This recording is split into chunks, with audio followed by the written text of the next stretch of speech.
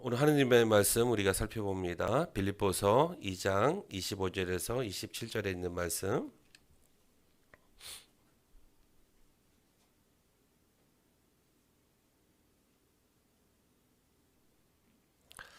빌립보서 2장 25절에서 27절.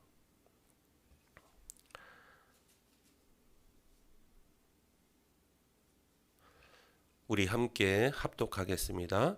그러나 에바브로디도를 너희에게 보내는 것이 필요한 줄로 생각하노니 그는 나의 형제요 함께 수고하고 함께 군사된 자요 너희 사자로 내가 쓸 것을 돕는 자라.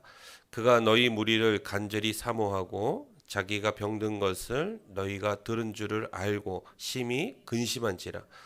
그가 병들어 죽게 되었으나 하나님이 그를 긍휼히 여기셨고 그뿐 아니라 또 나를 긍휼히 여기사 내 근심 위에 근심을 면하게 하셨느니라. 아멘. 오늘 본문에 등장하는 에바브로디도, 이 사람은 우리에게 별로 이렇게 알려지지 않은 사람이에요. 이렇게 별로 유명하지 않은 사람입니다. 그럼에도 불구하고 오늘 빌립보서에서 이 에바브로디도가 아주 훌륭한 평신도 사역자로 등장하고 있죠. 바울은 그에 대해서 기쁨으로 영접하고 존귀하게 여길 자로 오늘 소개하고 있습니다. 빌립보서 4장 18절에 보면 감옥에 있는 이 바울에게 연보를 전달하기 위해서 빌립보 교회가 파송한 사람이 바로 에바브로디도지요. 이 에바브로디도는 연보를 가지고 로마의 감옥에 있는 바울에게로 곧장 달려갔습니다. 그때는 지금처럼 온라인 송금을 할 수 없었던 때이죠. 돈을 전달하려면 사람들이 직접 이 연보를 가지고 직접 전달하는 방법밖에는 없었던 것입니다. 뿐만 아니라 에바브로디도를 이 사람이 감옥에 있는 바울의 시종을 들기 위해서 파송된 사람이기도 합니다. 옥중에 있는 바울을 염려하던 빌립보 교회, 이 교회는 그를 돌봐줄 사람으로 바로 이 에바브로디도를 선별해서 특별히 파송했던 것입니다.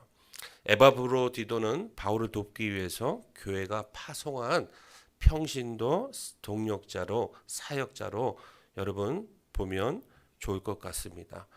빌립보 2장 30절에 보면 그의 일을 한마디로 요약하고 있습니다. 나를 섬기는 너희의 일의 부족함을 채우려 함이라. 그런데 에바브로디도는 바울을 섬기는 동안 매우 심한 병에 걸렸던 것 같아요. 바울은 빌립보서 2장 27절에서 그가 병들어 죽게 되었으나 라고 말하고 있습니다. 이것으로 봐서 그의 병세가 얼마나 위중했는지를 우리에게 알려주고 있습니다. 에바브로디도의 이 상황을 빌립보 교회가 바로 전해 듣게 되죠. 그래서 바울에 대해서 걱정했던 것처럼 에바브로디도의 건강이 오히려 바울에게 침이 되고 있다는 사실 때문에 빌립보 교회가 염려하기 시작했던 것입니다. 그러나 하나님께서 에바브로디도를 긍휼히 여겨주셨다고 했죠. 그리고 그의 건강을 조금씩 회복시켜 준 것을 오늘 본문을 통해서도 우리가 알 수 있습니다. 그런데 에바브로디도는 자신의 건강 때문에 빌립보 교회가 오히려 걱정한다는 소식을 듣고 또 에바브로디도에게 또 다른 근심이 생기기 시작한 거예요.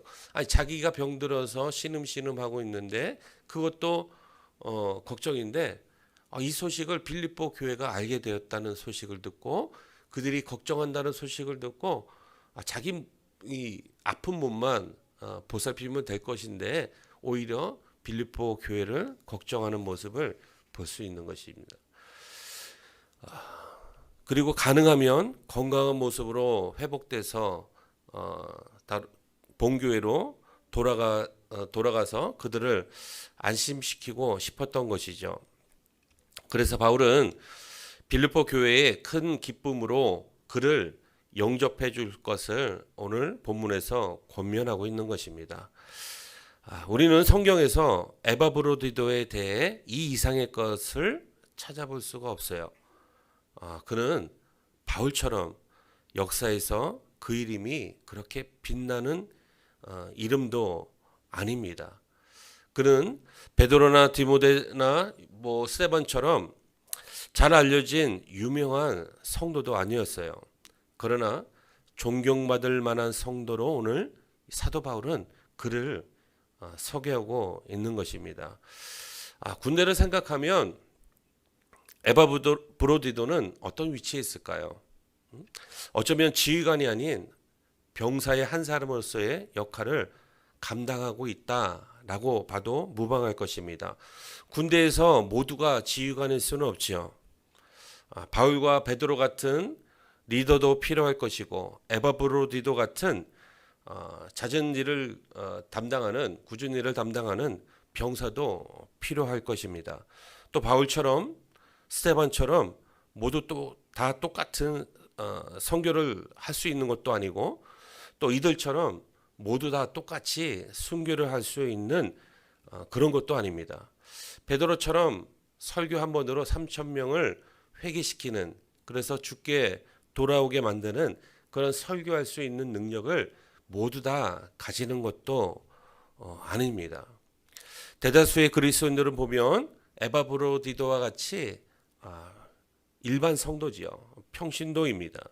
그러나 모든 그리스도인은 하나님의 군대에서 하나님의 위대한 군사들인 것을 잊지 말아야 할 것입니다. 우리는 모두 다 평범한 성도들이죠. 평신도에 불과합니다. 그래서 때로는 육신의 고통을 겪기도 합니다.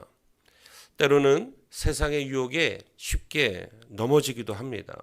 일반 성도들뿐만 아니라 사역을 하는 이 목회자까지 세상 유혹에 쉽게 넘어가는 그런 모습들을 보게 됩니다.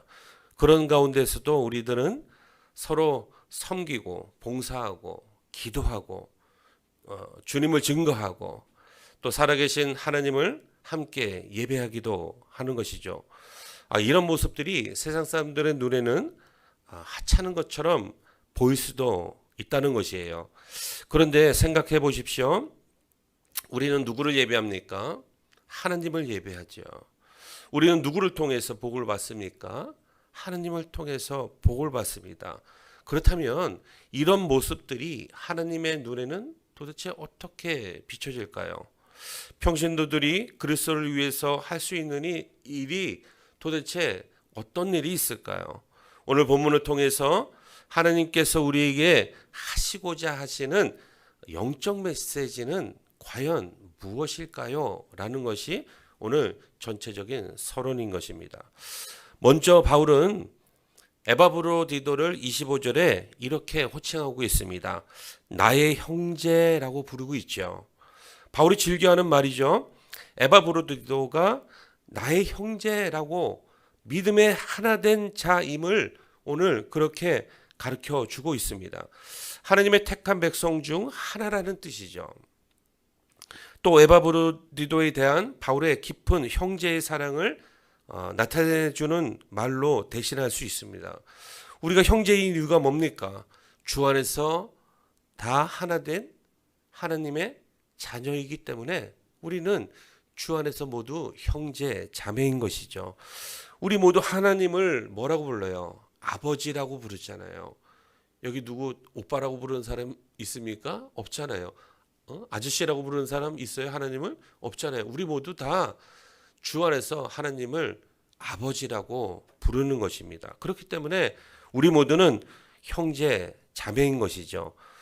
이 악한 세상에서 성도들은 우리 성도들뿐만 아니라 다른 교회 성도들까지 이 땅에 예수 믿는 모든 그리스도인들은 주 안에서 형제 자매인 것입니다. 우리가 함께 예배하는 이 관계가 이 땅에서만 끝날까요?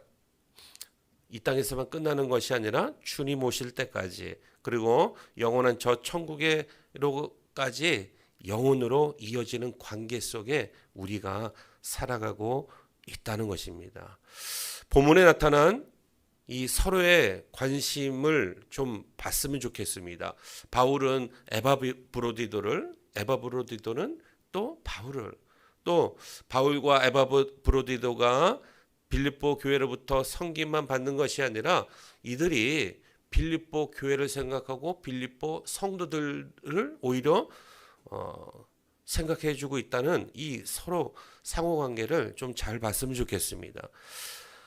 빌립보 교인들은 바울이 감옥에 있는 동안 필요한 것을 돕기 위해서 바울에게 에바브로디도를 파송했죠. 바울은 빌립보 사람도 아니에요. 같은 동양 사람도 아닙니다. 바울은 그들과 혈연 관계에 있던 사람은 더더욱 아니죠. 그러나 그들에게 생명의 복음을 전해준 바울을 돕기 위해서 에바브로디도를 빌립보 교회 성도들은 기꺼이 파송했습니다. 그것은 빌립보 교인들의 형제 사랑을 나타내는 모습을 잘 보여주고 있는 대목입니다. 에바브로디도는 로마에서 바울에게 필요한 것이 무엇일까 찾아서 그가 도움을 주기 시작했던 것이죠. 지난주에 저희 장모님 되시는 고 정영수 권사님께서 소천하셨습니다. 이 슬픔을 전해 들은 많은 믿음의 형제 자매들이 먼 곳도 마다하지 않고 달려와 주었습니다.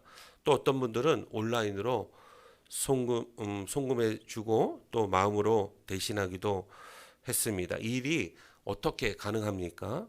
저랑 혈연 관계로 맺어진 사람들도 아니에요. 그리고 잘하는 성도들도 아닙니다. 어떤 분들은 제가 한 번도 보지 못한 성도님들도 그 가운데 포함되어 계십니다. 주 안에서 모두 다 형제 자매이기 때문에 이런 일이 가능했던 것이죠.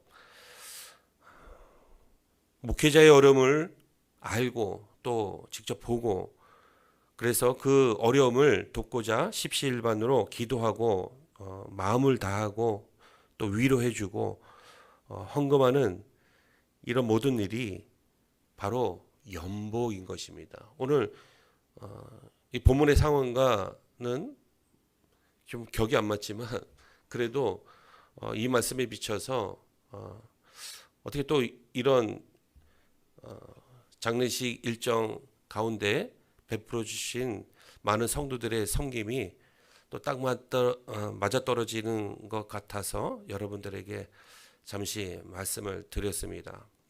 우리 교회도 형제의식을 회복하는 건강한 교회로 나아가기를 간절히 소망해 봅니다. 교회가 커질수록 어떻게 될까요? 우리가 노력하지 않으면 관계는 소홀해질 수밖에 없는 거예요. 우리와 이제 협력하고 있는 교회, 만납교회를 예를 들면 만납교회는 뭐 10,000명 이상의 교회가 예배를 드리고 있는데 그 교회 보면 10,000명 숫자로 여러분이 상상해 가십니까? 10,000명의 성도, 10,000명의 성도가 서로 한 곳에 모여 있다 생각되면 서로 다 알지 못하죠. 서로 인사도 못 나눌 것입니다. 그 성도들과 한 사람 한 사람 다 인사를 나누려면 엄청난 시간이 소비되겠죠.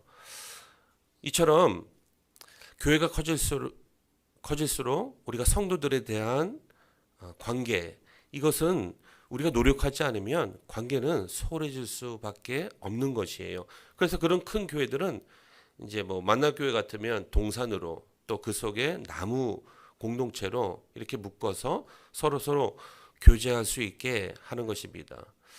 의식적인 노력이 많이 필요하죠. 그 중에서 특히 교회에서 서로 모르는 사람들 보면 인사를 나누는 것이 무엇보다 중요한 것입니다. 이처럼 서로가 믿음 안에서 형제의 사랑을 나누는 더불어 누림 공동체가 되기를 예수님의 이름으로 축복합니다. 바울은 또 에바브로디도를 뭐라고 호칭하고 있을까요? 뭐라고? 형제라고 표현하고 있고 또 나와 함께 수고하는 자라고 그를 이렇게 해칭하고 있습니다. 이 말은 나의 동력자라고 대신할 수도 있는 것이죠. 그 말은 우리의 관계를 잘 설명해 주고 있습니다. 우리 모두는 형제자매 또 주 안에서 함께하는 주께 헌신된 동력자들이죠. 성도가 성도를 위해서 왜 동력하며 기도할까요? 왜 섬겨줄까요? 왜 서로 봉사할까요? 주 안에서 한 형제자매이기 때문에, 한 가족이기 때문에 그런 것입니다. 예수 그리스도의 십자가에서 흘리신 보혈로 맺어진 관계에 그 피에 속한 한 형제자매이기 때문에, 그렇기 때문에 함께 기도할 수 있는 것이고, 함께 위에서 예배하고, 함께 전도할 수 있는 것이고, 함께 하나님의 뜻대로 사는 인생을 살 수 있는 것입니다. 함께 섬기고 함께 봉사하는 인생, 이것이 우리들의 신앙생활인 줄 믿으시길 바랍니다. 우리는 그 사실을 언제나 잊어서는 안 될 것입니다. 예수님께서도 말씀하셨습니다. 요한복음에 보면 아버지께서도 일하시니 나도 일한다. 이 말 뜻은 무엇일까요? 이와 같이 말씀하신 것은 우리도 주 안에서 함께 동력하며 일하는 자들임을 밝혀주고 있는 것입니다. 여러분, 일꾼이 된다는 것은 결코 쉬운 일이 아니죠. 특히 평범한 일상생활을 하면서 주의 일을 하는 일꾼 되기란 결코 쉬운 일이 아닙니다. 더군다나 하나님의 일을 한다고 모든 삶의 고통에서 예외되는 것도 아니에요. 주의 일꾼이 된다고 항상 나에게 좋은 일이 생기는 것도 아닙니다. 그러나 우리가 맡은 주께서 주신 이 사명에서 우리는 결코 물러설 수는 없는 것입니다. 우리가 예수 믿고 우리가 구원받고 주님의 증인으로서 우리가 맡은 이 사명을, 주께 받은 이 귀한 사명을 우리는 결코 포기할 수 없는 것입니다. 우리 모두는 사도 바울의 말처럼 복음에 빚진 자들이기 때문에 그런 것이에요. 빌립보서 2장 16절 한번 보실까요? 다 같이 한번 읽어보겠습니다. 생명의 말씀을 밝혀 나의 다름질이 헛되지 아니하고 수고도 헛되지 아니하므로 그리스도의 날에 내가 자랑할 것이 있게 하려 함이라. 여기도 또 그리스도의 날이 나오죠. 저번 주에 우리가 본문을 통해서 그리스도의 날에 우리가 어떤 일이 일어난다고 했습니까? 이 그리스도의 날은 성도들을 향한 용어라고 말씀을 드렸죠. 그리스도의 날에, 즉 예수님께서 다시 재림하시는 날에 성도된 모든 사람들은 다 그 앞에서 칭찬과 영광의 면류관을 받아 쓴다고 했습니다. 또 주의 날은 누구에게 해당되는 단어일까요? 주의 날은 불신자들을 향한 그 주의 날이죠. 그 날은 어떤 날입니까? 예수 그리스도께서 다시 오시는 날에 그들은 안타깝지만 심판과 멸망의 날이 될 것이라고 말씀을 드렸습니다. 오늘은 특별히 빌립보서 2장 16절에 보면 우리가 다 같이 읽었듯이 어떤 일로 부름을 받았나 하는 사실을 이 구절에서 우리가 밝히 알 수 있는 것입니다. 어떤 일로 부르심을 받았습니까? 생명의 말씀을 밝히는 일로. 그러니까 주의 복음을 우리 세상의 빛으로 밝혀주고 그들을 복음을 전함을 통해서 그들을 주께 돌아오게 하는 이 사명이 우리에게 있다는 사실입니다. 사람들에게 복음을 전하여 주님 앞으로 인도하는 이 일이 우리 모두에게 다 있다는 사실입니다. 그리고 또 에바브로디도를 뭐라고 호칭하고 있습니까? 25절 보면 나와 함께 군사된 자라고 하는 거예요. 나와 함께 군사된 자, 나의 형제요, 또 나와 함께 군사된 자, 나와 함께 수고한 자, 여러 가지 호칭이 있죠. 나와 함께 군사된 자를 달리 말하면 뭐로 표현할 수 있을까요? 나의 전우라는 거, 전우. 에바브로디도는 바울과 함께 수고하였을 뿐만 아니라 그와 함께 주를 위해서, 복음을 위해서 함께 싸우기도 했다는 것입니다. 바울과 에바브로디도는 함께 싸움에 동참한 이제 군사인 것이죠. 같은 전우입니다. 우리 그리스도인들은 모든 정사와 권세와 이 어둠의 세상 주관자들과 하늘에 있는 악한 영들과 싸우고 있는 것입니다. 모든 그리스도인들은 복음 사역을 함께하는 성도일 뿐만 아니라 그 복음을 전하다가 생기는 고난까지도 함께 동참하는 자들이라는 것이죠. 성도 여러분, 이런 동일한 정신을 가지고 우리의 왕이신 우리 주 예수 그리스도를 섬기길 원합니다. 그리스도를 위해서라면 나의 소중한 것도 아까운 것으로 여기지 않는 군사가 되기를 주께서 원하고 계십니다. 우리의 왕 되시고 우리의 구원자이신 주 예수 그리스도를 위해서 다 함께 일어나 죽기까지 헌신하는 우리 모두가 되시기를 예수님의 이름으로 축복합니다. 또 다른 에바브로디도의 호칭이 있어요. 참 많죠. 형제, 또 함께 수고하는 자, 또 함께 군사된 자, 또 마지막으로 보면 너희의 사자요 나의 쓸 것을 돕는 자라고 표현하고 있습니다. 여기서 사자라고 번역된 말은 바울이 자신에게 사용한 말이 있죠. 자기 자신에게 호칭한 말이 뭐죠? 사도된 바울, 나는 사도라고 여기에서도 호칭하고 있습니다.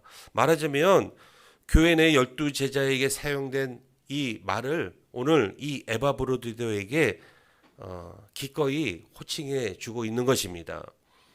이 단어를 사용한 것은 사도 바울의 의도적인 선택이라고 생각해 볼 수 있어요. 교회 안에서는 서열이 없다는 것이에요. 교회 안에서 서열이 있지 않고 모두가 동등하다는 이 사도 바울의 생각을 우리가 이 구절을 통해서도 알 수 있게 되는 것입니다. 그러므로 에바브로디도와 바울 이 모두 둘 다 주 안에서 부르심을 받은 사명자들입니다. 특히 이 에바브로디도는 빌립보 교회로부터 보냄을 받아 감옥에 있는 바울을 돕도록 사명을 띠고 온 사람이죠. 여기에서 나를 섬기는 너희의 일이란 빌립보 교인들을 대신한 이 제사정적인 일을 수행한 것으로 우리가 해석할 수 있습니다. 당시 이 문화 속을 들여다보면 죄수의 삶이 완전하게 보장되지 않았던 그때입니다. 그래서 빌립보 교회는 바울이 감옥에서 필요한 것을 돕기 위해서 파송한 것이죠. 에바브로디도의 사명은 무엇입니까? 바울이 필요한 것을 살펴주고 현장에서 그것을 알아서 공급해 주는 일을 감당하는 것, 그것이었습니다. 그런데 바울은 그 일을 일컬어서 30절에 섬긴다라는 단어로 대신하고 있습니다. 이 섬긴다라는 단어는 오늘 30절에도 그렇고 빌립보서 4장 18절에도 성도들의 연보, 이것을 향기로운 제물이라고 표현하고 있습니다. 에바브로디도가 감옥에 있는 바울을 위해서 하는 사역은 제사장에 구별된 직무라고 말할 수 있는 것이죠. 복음을 위해서 헌신하는 모든 수고는 하나님께서 기뻐 받으시는 삶의 예배가 되는 것입니다. 여러분이 복음을 위해서 수고하는 이 작은 일도 하나님께서는 제사장의 사역처럼 귀하게 여기신다는 것을 항상 기억하시길 축복합니다. 바울은 지금 자기를 돕고 있는 에바브로디도를 대신해서 편지를 빌립보 교회에 보냅니다. 그리고 다시 그곳으로 돌려보내길 원하고 있는 것이죠. 왜 그렇습니까? 그 이유는 에바브로디도의 건강이 안 좋다는 소식을 듣고 빌립보 교인들이 심히 걱정하기 때문에 그런 것입니다. 또 다른 이유는 아픈 당사자가 빌립보 교인들이 자기 소식을 듣고 걱정한다는 그 생각 때문에 에바브로디도가 또 마음에 근심이 생겼기 때문에 그래요. 빌립보 교인들도 이 에바브로디도가 아프다는 소식을 듣고 아파하죠. 에바브로디도가 자기 아픈 소식을 빌립보 교인들이 듣고 또 근심하고 있다는 생각을 하니까 마음이 또 더 아파지는 거예요. 그렇다면 해결책은 무엇일까요? 에바브로디도를 빌립보 교회로 다시 보냈다가 오는 것입니다. 고향을 다녀오는 것만이 마음 깊이 자리한 그 염려를 해결하는 유일한 길이기 때문에 그렇죠. 27절에서 빌립보 성도들이 들은 소문이 사실이라는 것을 확인해 주고 있습니다. 병들었을 뿐만 아니라 더 나아가서 거의 죽기까지 이르렀다고 죄송합니다. 밝혀주고 있습니다. 바울은 에바브로디도가 언제 무엇 때문에 아팠는지 오늘 본문에서 자세히 기록하고 있지는 않지만 그러나 이렇게 심하게 아픈 것은 그리스도의 일을 위한 것이라고 밝히면서 존경을 받아 마땅한 사람이다 라고 설명하고 있는 것이죠. 한마디로 주를 위해서 죽도록 충성을 다했다는 것입니다. 주를 위해서 죽도록 충성을 다했다. 여기서 바울은 치유보다 그 의미, 그 뜻에 더욱더 강조를 하고 있습니다. 전능하신 하나님의 긍휼하신 결과로서 그의 치유와 회복을 바라보고 있는 것입니다. 흥미로운 사실은 어떤 사람들은 건강이라는 것은 그리스도인들에게 당연히 주어지는 축복이라고 생각한다는 거예요. 당연하다고 생각하는 것입니다. 질병은 죄의 결과로 이루어진 것이고 또 믿음의 부족으로 인해서 생겨난 것이라고 그렇게 생각하는 사람들도 있습니다. 그런 사람들은 욥의 친구들처럼 질병을 하느님의 징계로 생각하기도 한다는 것이죠. 하지만 그런 생각들은 어떻습니까? 잘못된 생각이죠. 사도 바울처럼 에바브로디도처럼 존경을 받아야 할 사람도 어떻게 됩니까? 살다 보면 또 죽도록 충성을 하다 보면 병에 들기도 한다는 것이죠. 이것은 어찌 보면 당연하지 않은 당연한 것입니다. 좀 말이 그렇습니까? 당연하지 않은 이렇게 생각하면 당연하지 않은데 또 어떻게 생각하면 당연한 것. 인간으로서 모두가 겪게 되는 질병, 또 아픔, 슬픔 이런 것을 막을 수 있습니까? 믿는 성도라고 하나님께서 이것을 주십니까? 그것도 아니잖아요. 믿는 성도도 아플 수 있고 믿는 성도들도 실패할 수 있고 믿는 성도들도 잘 믿는 성도들도 병에 걸릴 수 있는 것입니다. 그러나 우리가 다른 것은 믿지 않는 사람들과 다른 것은 그런 순간에도 그런 절체절명의 위기의 순간에도 우리는 믿음을 포기하지 않는다는 거예요. 우리는 하나님께 매달려 기도한다는 것입니다. 또 심지어 어떤 사람은 그것조차도 하나님 앞에 감사하는 신앙을 엿보게 됩니다. 얼마나 멋있습니까? 우리 모두 어떤 순간에도 하나님 앞에 감사하실 수 있는 성도들이 되시기를 예수님의 이름으로 축복합니다. 주의 일을 하다가 생기는 모든 어려움이 있죠. 그것들은 다 뭡니까? 영광의 면류관인 것입니다. 스티그마, 그런 모든 것들이, 어려움들이 스티그마, 흔적이라는 것입니다. 충성된 성도가 어려움을 당했는데 하나님께서 그냥 보고만 계시겠습니까? 하나님께서 그의 가정과 그의 자녀들과 손대는 모든 일들과 또 그의 건강을 축복해 주시는 줄 믿으시길 바랍니다. 언제? 믿음을 잃지 않을 때, 끝까지 믿음을 잃지 않을 때. 사랑하는 성도 여러분, 평신도 에바브로디도의 사역의 타고남은 어디에 있습니까? 30절에 보면 그가 그리스도의 일을 위하여 죽기에 이르러도 자기 목숨을 돌아보지 아니한 것은, 물불을 가리지 않고 주의 일을 했다는 것이 아니라 죽기까지 죽도록 충성을 다했다는 것입니다. 바로 여기에 있습니다. 그는 그리스도의 일을 위해서 자기의 목숨을, 자기의 생명을 걸었다는 것이죠. 자기가 받은 구원의 은혜가 너무 감사해서 주께 죽도록 충성하길 결단했다는 것입니다. 그것은 빌립보 성도를 대신한 그의 사역을 소홀히 하지 않기 위해서입니다. 그러기에 바울은 빌립보 교회를 향해서 이렇게 권면했습니다. 29절에 다 같이 한번 읽어볼까요? 이러므로 너희가 주 안에서 모든 기쁨으로 그를 영접하고 또 이와 같은 자를 위해 존귀히 여기라. 성경을 통해서 또 믿음의 성도들을 통해서 한번 살펴보십시오.